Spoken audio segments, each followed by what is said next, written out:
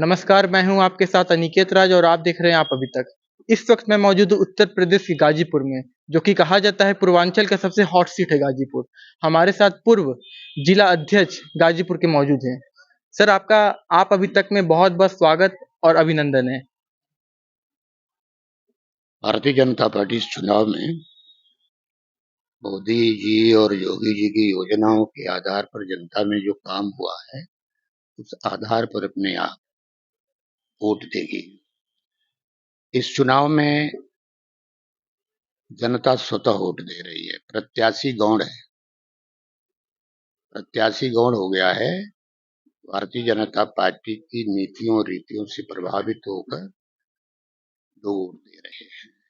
मुझे लगता है जैसे सन 1971 में कांग्रेसी मित्रों द्वारा एक नारा आया था इंदिरा जी के सवाल पर कि जात पर न बात पर मुहर लगेगी इंदिरा जी की बात पर। उसी तरह इस इलेक्शन में जनता भले न बोल रही हो, लेकिन सबके मन में है जात पर न बात पर मोदी जी की बात पर। क्यों? शायद विपक्ष के लोग उस बात को समझ नहीं पा रहे।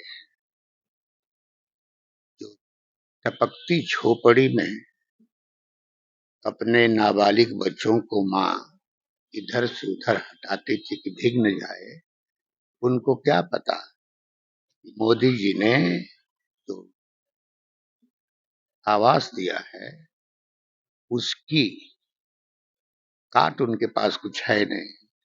इन लोगों को क्या पता जाके गुण फटी बेवाई सो का जाने पीर पर आए। हिंदुस्तान की पंचायत में शायद सन 1963 में डॉक्टर लोहिया ने पंडित जवाहरलाल नेहरू को ललकारते हुए कहा था, पंडित नेहरू एक काम कर दो, अगले 25 वर्ष तक प्रधानमंत्री की कुर्सी से तुमको कोई हिला नहीं पाया, महिलाओं के लिए शौचालय बनो। अब 63 से चलकर सन 2014 में एक आम आदमी का बेटा जो अपनी माँ की सारी पीड़ाओं को देखा था और झेला भी था, पहला नारा दिया सबके लिए शौचालय। समझ नहीं पाए। गांधी ने जो आंदोलन चलाया था स्वच्छता अभियान, कहने के लिए तो कांग्रेसी हैं, कहते हैं कांग्रेसी की मैं मानस पुत्र हूं। किसके? गांधी के। लेकिन यदि वास्तविक वारिस माना जाएगा हिंदुस्तान के आज की राजनीति में, तो मोदी के अलावा कोई नहीं। जब गंदगी हटेगी, स्वच्छता बढ़ेगी, तो स्वास्थ्य अपने आप सुधरेगा। मोदी ने इसको समझा। मजाक उड़ाया जाता था, ये खाता क्यों खुलवा रहा है। सन 1947 में सरकार बनी और 15 अगस्त को और 48 में भ्रष्टाचार होने लगा। पहला भ्रष्टाचार वो भी किसके? जीप घोटाला हुआ। फिर सन 1952 में घोटाला हुआ, जानते हो? कंबल घोटाला। जीप कौन सी? बिल्ली एक जीप हुआ करती थी जो इंग्लैंड से मंगाई गई थी। अर्थात सेना में भी भ्रष्टाचार। उनको ओढ़ने के लिए कंबल, उसमें भी घोटाला, चलने के लिए जीप, उसमें भी घोटाला। लेकिन सन 14 में मोदी केवल एक बात पर आए, जनता के मन में कांग्रेस द्वारा संस्थागत भ्रष्टाचार के खिलाफ हिंदुस्तान की जनता ने बगावत करके मोदी को प्रधानमंत्री बनाया। तो कहते हैं कि 19 का जो चुनाव हुआ था, यहाँ से मनोज सिन्हा जी सांसद थे और गाजीपुर में जो विकास मनोज सिन्हा जी किए, यहाँ के कार्यकर्ता कह रहे हैं कि जो गाजीपुर में कहते हैं कि लहर होती है सर, जो रोड कम ब्रिज भी मनोज सिन्हा जी के नेतृत्व में हुई। रेलवे स्टेशन गाजीपुर की जो रेलवे स्टेशन पर लाइट नहीं जलती थी, मनोज सिन्हा के आने से ये कार्य गाजीपुर में हुआ। मनोज सिन्हा जी के नेतृत्व में जो गाजीपुर में रोड नहीं दिखती थी, अब रोड चमकती है। तो इस पे सर क्या कहना चाहेंगे आप? दरअसल गाजीपुर का जो भौगोलिक स्थिति है कि जाति के आधार पर जब वोट होगा तो मनोज सिन्हा या सबरडे यहाँ जीतने में सक्षम नहीं हो पाएगा। अब मनोज सिन्हा के हार का कारण केवल एक था, जातिगत समीकरण उनके पक्ष में नहीं था। सपा बसपा का मिलना चुनाव हार का कारण था। जो पारसनाथ राय प्रत्याशी को टिकट मिली है, यहाँ के कार्यकर्ता उन प्रत्याशी को आज तक कभी चुनाव मैदान में नहीं देखे हैं, तो इस पे बेहद खास सवाल है। आप क्या कहना चाहेंगे सर? मैं कहना चाहूंगा कि कार्यकर्ता या राजनीतिक दल के लोग इस बात को जान ले, जब भारतीय जनता पार्टी का नेता ये कहता है कि भाई भारतीय जनता पार्टी की संरचना इस तरह बनाई गई कि एक आम कर्ता जिसको कोई भी नहीं जानता है लेकिन संगठन में काम, केवल वही नहीं, इसके विभिन्न जो आयाम हैं, चाहे वो मजदूर संघ में काम करता हो, चाहे विद्यार्थी परिषद में काम करता हो, चाहे किसान संघ में काम करता हो, ठीक है ना, वनवासी कल्याण आश्रम में जो विभिन्न वैचारिक परिवार है, तो पारसनाथ जी एक आम कार्यकर्ता के रूप में काम करते हैं, रह रहे हैं। पार्टी ने उनको दे दिया। आश्चर्यजनक बात है, उस व्यक्ति ने कभी नहीं कहा कि हम भारतीय जनता पार्टी से टिकट मांग रहे हैं। ये भारतीय जनता पार्टी है जो नहीं मांगता है, अवसर आने पर उसी को टिकट देकर उसको सांसद बताने के लिए। अच्छा, भारतीय जनता पार्टी के ऐसे कोई भी नॉर्मल कोई भी कार्यकर्ता को भी टिकट दे सकती है क्या? हाँ, पारसनाथ इसके गवाह हैं। पारसनाथ गवाह हैं। पारसनाथ भारतीय जनता पार्टी के वो क्या कहते हैं, सदस्य भी नहीं रहे होंगे, प्राथमिक सदस्य शायद मैं कह रहा हूं, नहीं रहे होंगे, लेकिन भारतीय जनता पार्टी का जो वैचारिक संगठन और संरचना है उसमें दक्षता के साथ काम करते रहे हैं। हर भारतीय जनता पार्टी का कार्यकर्ता, हर भारतीय जनता पार्टी का कार्यकर्ता जो संगठन की धारा में काम करता रहा है, वो पारसनाथ तक को जो अवश्य जानता रहा है। ऐसे में क्या लगता है कि एक नए चेहरे और पूर्व रेल राज्य मंत्री जो अभी वर्तमान में जम्मू कश्मीर के उपराज्यपाल मनोज सिन्हा जी हैं, क्या उनके चेहरे और पारसनाथ राय के चेहरे में अंतर कोई? मित्र, भारतीय जनता पार्टी में चेहरा से काम नहीं चलता है, चेहरा से काम नहीं चलता है। आम जनता जो है, मनोज सिन्हा ने एक बहुत अच्छा विकास को, केवल गाजीपुर को नहीं, केवल गाजीपुर को विकास के लिए उन्होंने पूरे पूर्वांचल को केंद्र बिंदु में रखा, गाजीपुर को, और सबका काम किया, ठीक है ना।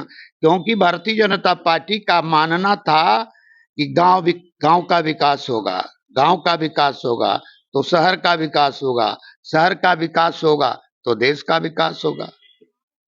इसलिए पारसनाथ राय एक प्रकार से, यदि कोई कार्यकर्ता या कोई भी व्यक्ति कहता है पारसनाथ राय को नहीं जानता हूं, लेकिन हर गाजीपुर का आम आदमी भी कह रहा है कि प्रत्याशी मेरे लिए गौण है, कमल का फूल हमारा प्रत्याशी है।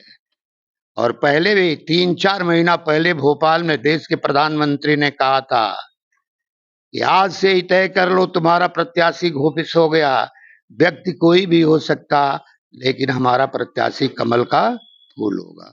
उसी आधार पर मुझे लगता है कि निश्चित रूप से पारसनाथ राय जीतने के बिल्कुल कगार पर खड़े हैं। और जैसे जैसे तिथि बढ़ती जाएगी ना, 1 तारीख को फिर सेकेंड दौर में आना, तो तुमको इस बार 4 जून को गाजीपुर से 400 पाल एक कमल खिलेगी। निश्चित रूप से खिलेगी। अरे ये लोगों को इतना विश्वास है कि पारसनाथ राय जीतेंगे तो मोदी मंत्रिमंडल में मंत्री भी बनेंगे। आम आदमी में ये चर्चा है, क्यों? पूरे उत्तर प्रदेश में अपनी जमात का एक ही टिकट मिला है, और भारतीय जनता पार्टी कहती है ना, सबका साथ, सबका विकास, सबका विश्वास। तो जाति समीकरणों में सबका विकास के लिए ही मोदी मंत्रिमंडल में पारस राय मंत्री के रूप में अगले इंटरव्यू में तुमको मिलेंगे। अच्छा, आखिरी सवाल, नए भारत के नए उत्तर प्रदेश की आज हम बात कर रहे हैं। ऐसे में आस्था और अर्थव्यवस्था दोनों को लेकर उत्तर प्रदेश कैसे आगे बढ़ेगा? भारतीय जनता पार्टी की आज की सोच नहीं।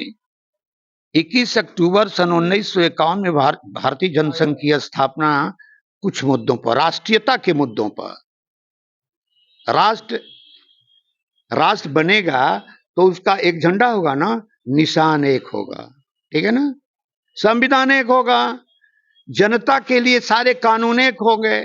लेकिन दुर्भाग्य रहा है कि आजादी के बाद श्रीमान नेहरू जी को पता नहीं क्या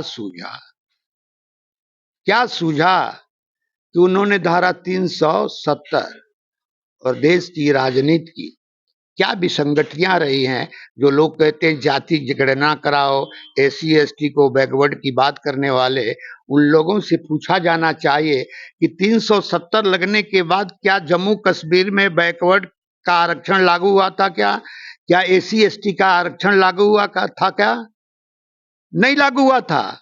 जिस मोदी को कहा जाता है आरक्षण खा जाएंगे, उसी मोदी ने अनुसूचित जात, अनुसूचित जनजात, बैकवर्ड को आरक्षण दिलवाने का काम किया।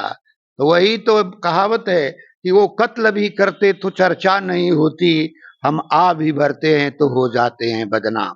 भारतीय जनता पार्टी और मोदी को बदनाम करने वाली यह जो जमात है ना, देखती रह जाएगी।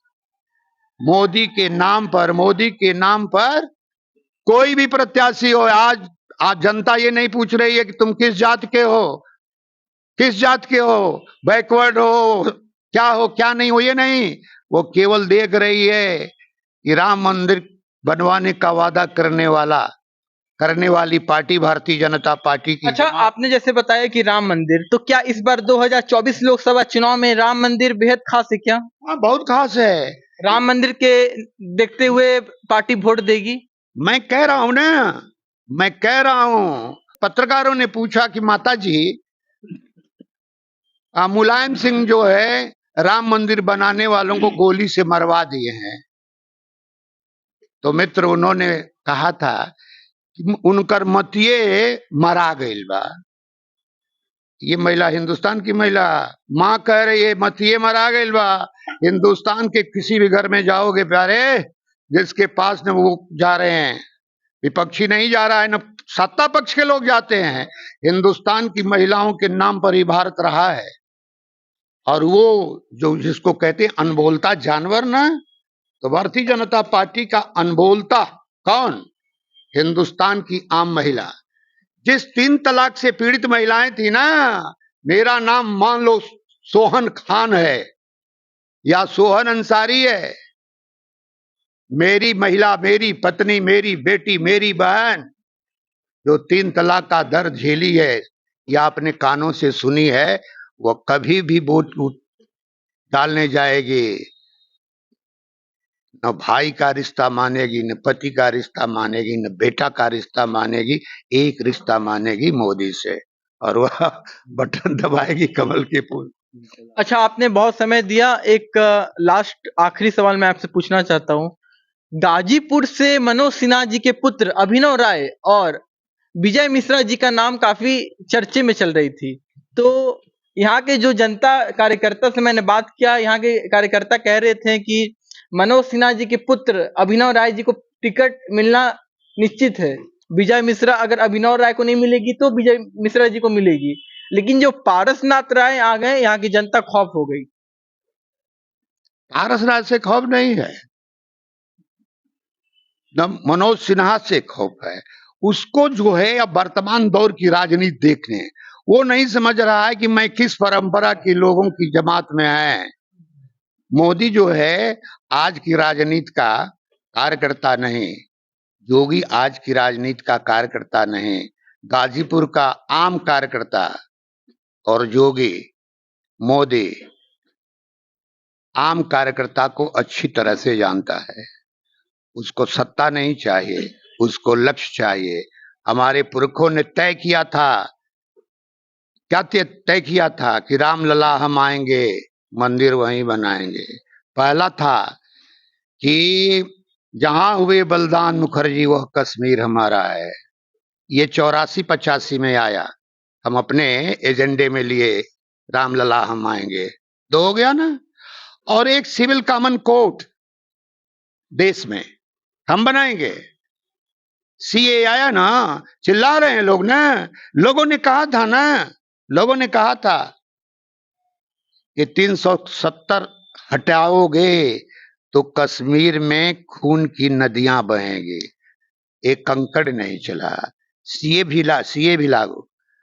आम आदमी ये मानकर चल रहा है कि सीए एक तो लागू हो ही गया, सिविल कॉमन कोड भी लागू होगा, और क्या, पीओके भी आएगा। चाल तो देखो ना, अभी 10 वर्ष का दिया ना, एंटी कम्बेंसी सुना जाता है ना कि सरकार बनती है तो उसके खिलाफ जनता लाठी लेकर खड़ी हो जाती, वोट रूपी लाठी।